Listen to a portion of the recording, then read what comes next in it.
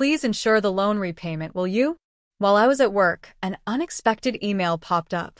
Upon hastily reaching out to him, Greg calmly began to explain. Oh, sorry about that. I've fallen for someone else and decided to start a new life with her. Furthermore, he revealed his plan to take the luxury car recently purchased in my name with a loan. Despite my attempts to dissuade him, my husband ignored me, abruptly ended the call, and became unreachable. In the end, Greg disappeared with his mistress, leaving behind a substantial debt. As a mother to our 10-year-old son, I never envisioned such an unfair situation. I found myself at a loss, unsure of what to do, my mind going blank. At 35 years old, my name is Hannah and my husband, Greg, is the same age. We were a family of 3, including our intelligent 10-year-old son, Ryan. Ryan had displayed remarkable intelligence from a young age, reading papers on the computer and seeking my opinion on complex topics. In contrast, Greg was unstable, never holding down a steady job. Despite my full-time job and concerns about our future, Greg had recently maintained a stable income for 3 years. Lately, Greg spoke of making memories as a family, leading us to decide on buying a $35,000 camper van. However, due to Greg's inability to pass the finance company's loan review, I ended up taking the loan for the car. On the eagerly awaited delivery day of the camper van, I received an abrupt email from Greg, stating he would graciously take the delivered van since the loan was in my name and I would handle the repayments. Confused, I called my husband immediately, only to hear him confess, "Well, I've fallen in love with another woman and decided to date her. I intended it to be just a fling, but it turned serious, so I'm thinking of starting over my life with her. Bye." He mentioned the divorce papers we had discussed during a previous fight, declared he would file them, and unilaterally ended the call. This exchange marked the first time I realized I had been betrayed by Greg, a shocking blow. Subsequent attempts to contact him yielded no response. When I returned home from work and checked the drawer where the divorce papers should have been, they were already gone, leaving me burdened with a significant debt from a $35,000 car loan. Despite my repeated attempts to reach out to my husband through emails and calls, I never received a reply. Ryan, noticing my unusual behavior, came to check on me with concern after dinner. "Mom, what's wrong? You haven't been eating much lately. Are you okay?" Yeah, maybe. I'm just tired." When people lie, they look up to the right. Lying is bad. I've noticed Dad hasn't been home for 3 days. Did something happen between you two? Startled by Ryan's sharp words, I took a deep breath to calm myself. Feeling that I could no longer hide the truth, I decided to tell Ryan everything. "I see. It's just like Dad to do something like that. Aren't you sad?" "No, I kind of understood from how things were going." Ryan, seemingly foreseeing the future, appeared unconcerned about our parents' divorce, but I knew he must feel sad about it in his heart. While silently apologizing to Ryan in my mind, I worked desperately, trying not to think about the dreadful events. However, my body was honest, and gradually my health deteriorated. There was a training session planned at work that day, but I couldn't stand up and ended up squatting down. "Sorry, I can't stand up right now. I need to take a break." I've heard my colleagues' voices full of concern, but I couldn't respond and collapsed. When I regained consciousness, I found myself in a hospital room. I received a diagnosis from the doctor that I needed detailed examinations, and I was admitted to the hospital. Hannah thought, "I feel so pathetic. It's supposed to be just emotional stress." Looking at the 4 drip in my arm and the white ceiling of the hospital room, tears naturally started to flow. At that moment, Ryan, who is usually calm, rushed into the room with an extremely worried look, prompting me to quickly wipe away my tears. "Mom, what happened? Is it serious? You're not going to die, right?" "Of course not. I wouldn't leave my dear son alone." That's good, really. I was called by the school teacher and told that you were taken to the hospital." I was so shocked. My heart nearly stopped. Ryan is usually mature for his age, but he's still only 10. I felt a strong resolve to get better for his sake, but my condition was worse than I thought, and I was diagnosed with a serious illness. The doctor advised, "You should have surgery as soon as possible. Please make a decision quickly," following the doctor's advice. I underwent surgery, and by the time I was discharged, it had been a month since Greg had left. When I returned home and opened the mailbox, I found a demand letter for the car loan payment. Hannah thought the repayment should have been automatically deducted from my account. In panic, I checked the account balance with my cash card, and the balance, originally $20,000, was now only $33.90. Hannah thought Greg did this. I want to ask him to return the money, but I can't contact him. What should I do? Since I don't have the camper van, I can't sell it. After Greg left, everything seemed to be going in a bad direction, and my mood sank deeper. Seeing me saddened by my series of misfortunes, Ryan put his hand on my forehead. "You look pale. Are you feeling sick again? You don't seem to have a fever, though." "I'm fine physically, but you see, your father not only took the car, but also all the money we had saved. I can't work yet due to my physical condition, and now we have no money. I'm at a loss." "I see. Then I'll deliver newspapers, and I'll search the internet to see if there's any work I can do." Encouraged by my 10-year-old son, I told myself that it wasn't the time to be down. "Sorry for worrying you. I can't afford to be weak. I'll change my mindset and try to do whatever I can," I said, smiling at him. Ryan also smiled back, and then said something unexpected. "Let's plan how to get the car back from Dad." How can we do that? "The camper van is in your name, right?"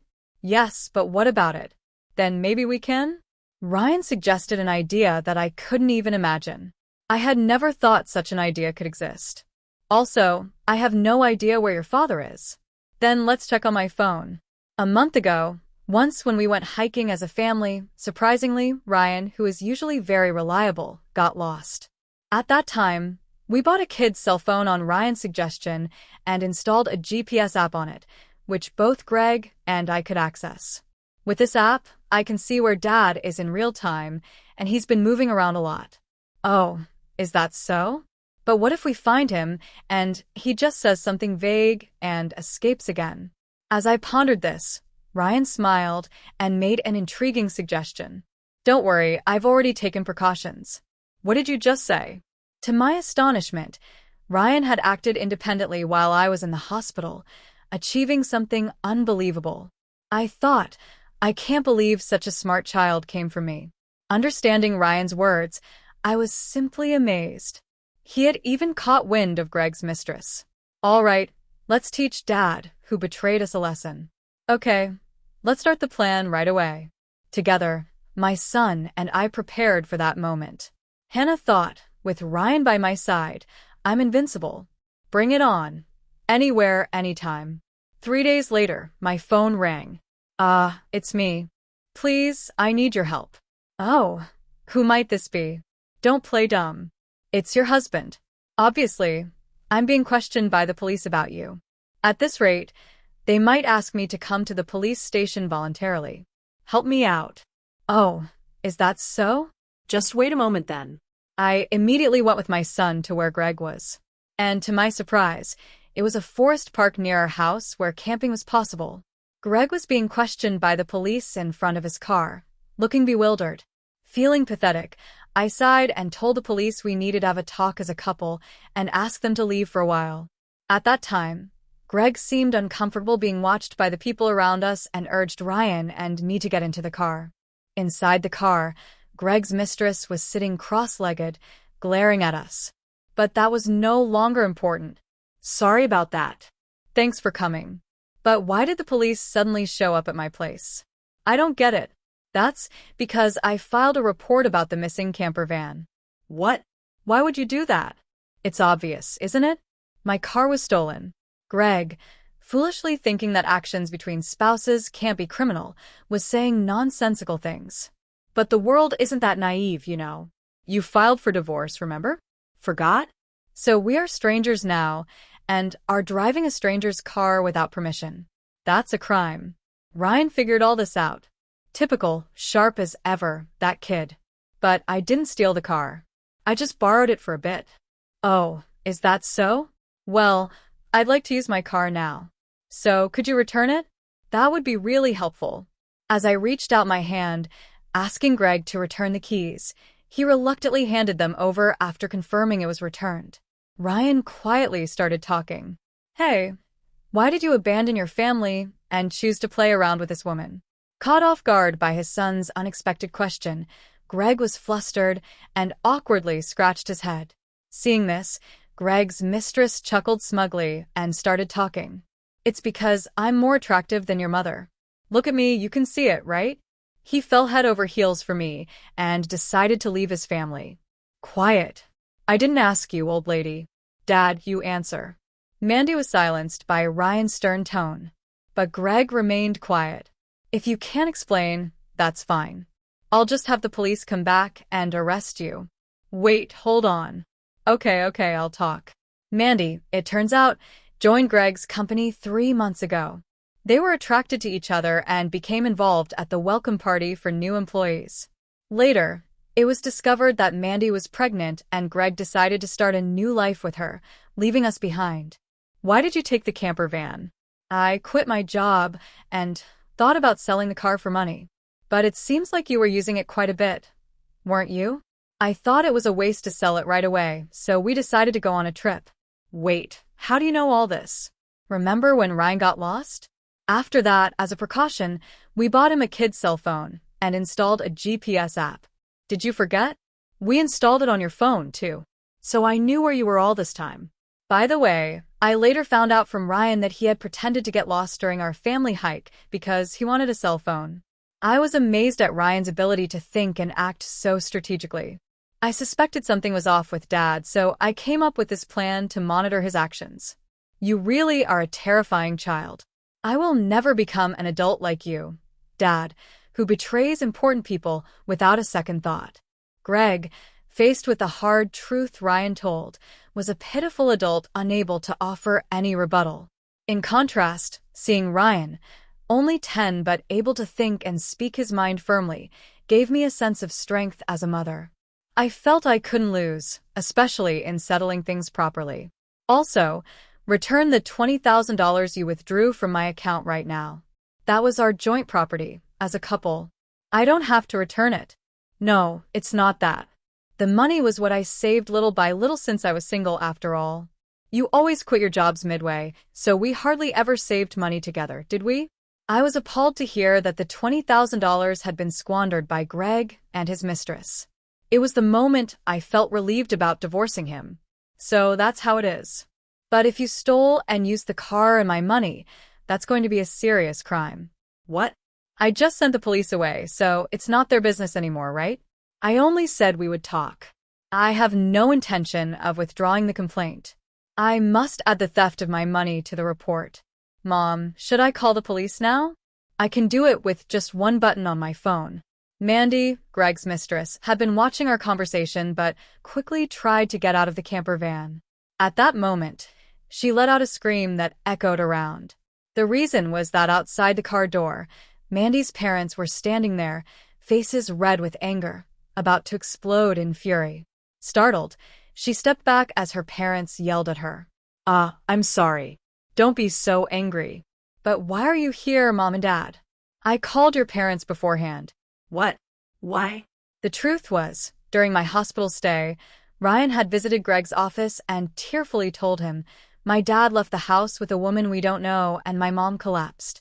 Seeing Ryan's sorrowful and frail state, the people at Greg's office suspected Mandy, who had left the company with Greg, and gave Ryan her parents' address. Greg and Mandy had been overly friendly at the office, and there were photos showing them together at the welcome party for new employees, looking like a couple. After learning from the office people that you commuted from your parents' house, Mandy's parents were standing there, faces red with anger. I went there with your photo, and your parents came out when I visited. Then I told them everything that had happened. So today, I contacted Mandy's parents and asked them to wait nearby for a while. How could you do this to me? The worst. I don't want to hear that from you. That's my line. By the way, your stomach seems quite big. When is the baby due? In 3 months. What? Wait a minute. That doesn't add up with when you met my husband. You two met only 3 months ago, right? What's going on? It's not time for the baby to be born yet. Greg, hearing this for the first time, stared at Mandy, eyes wide. Wait, what does that mean? Are you stupid? Don't you get it? It takes about 9 months from conception to birth, which means the child she's carrying isn't yours. You're so foolish. What do you mean, Mandy? Have you been deceiving me? I almost got away with it. Can't help it now that I'm caught. You're so naive. You can't see through lies at all. Really a fool. Don't mock me. My whole life is ruined because of you. What were you thinking? Greg and Mandy started an ugly argument, but nobody intervened, letting them have it out. Meanwhile, we contacted the police again to explain the situation. As it began to get dark, the forest park was brightly lit by the red lights of the police cars. No, really, I was wrong. I was truly wrong. I'm sorry. I'll work hard and never cheat again, so please just don't arrest me, Dad. People don't change that easily, especially lazy people like you. Exactly, Ryan's right. I can't trust you at all. Reflect on your actions and pay for your crimes at the police station. If I get arrested, I won't be able to pay back the money. Is that okay with you? I don't mind. Pay me back after you've atoned for your sins. Take your time. Don't worry. I've already found you a place to work. Let's see. There's Ryan's child support plus the $220,000 you stole from me. I'm not sure how much it will all add up to, but you'll work and pay it all back. I had one last thing to say to Mandy, the mistress. You might think you're just an onlooker, but don't forget you're an accomplice to Greg's theft. Be prepared for that.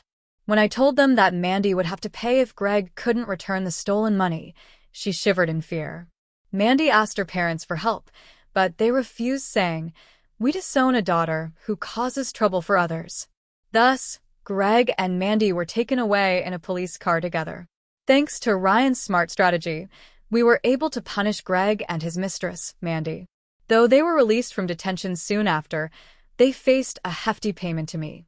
Through a lawyer, I claimed $20,000 in damages. Additionally, I made Greg agree to pay $500 a month in child support for Ryan. I introduced Greg to a subcontracting factory of the company I work for. The support and other charges I claimed from Greg would be deducted from his salary and paid into my account. I also sold the camper van and was freed from the auto loan. Since then, my health has improved remarkably, and I am now energetically committed to my job. Ryan has been actively helping with household chores and errands.